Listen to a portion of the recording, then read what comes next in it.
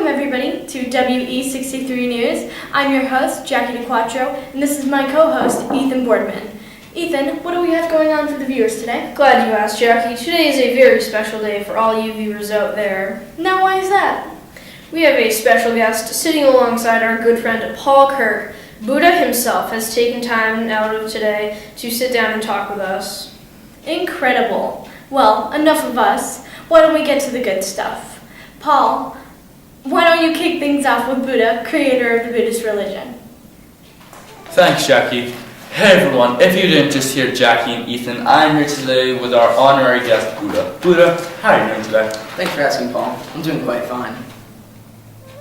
Alright, well, let's get into things. My first question for you, Buddha, is, when did you first know you wanted to stray away from the royal family you were born into and start dwelling in spiritual affairs?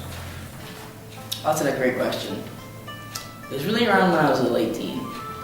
I started to see death surrounding me, and I started to see the world for not how it was, or how I wished it to be. I started to see it for how it really was.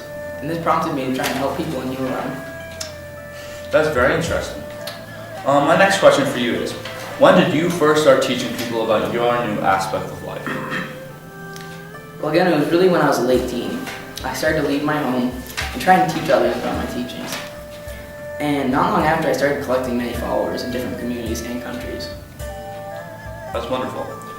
There's always talk about you reaching nirvana. What is nirvana, and are the rumors true? Well, nirvana is when you reach enlightenment. It's sort of like a liberation. And I started to teach others my views, right? And I was still very young at this time, so I was meditating, trying to find my own eightfold path.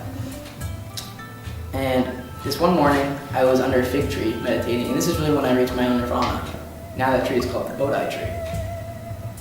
Wow, sounds well enlightening. Alright. Moving on. How are you able to spread your religion through Asia and gather more followers? Well, that's a great question, Paul. I traveled through Asia. Most men and women really who accepted my teachings created monasteries for me and temples where they worshiped me. And well, not really worshiped me, they tried to follow my own teachings and my views about religion. And so they developed these learning centers, and they really helped me gain my followers. Very nice. Where exactly did your religion spread into Asia? Well, I'll show you, Paul. Alright. It really spread into, as you can see here. It started around in India, moved up to China, down to Thailand, Laos, and Vietnam. And then I moved all the way up to Japan. Wow, that is very interesting, Buddha. Alright, thank you for your time, but my last question for you is, exactly what do Buddhists believe in? Well, we believe in many things, Paul. We believe in really caring for each other and making sure we take care of everyone around us, including the earth, plants, and animals, especially ourselves too. And so we think that only we should treat people with the respect and knowledge that we hold for ourselves. And that's really why people really joined us too. And Buddhism is really about how we accept everyone. I accept everyone to join my religion, no matter what gender or race.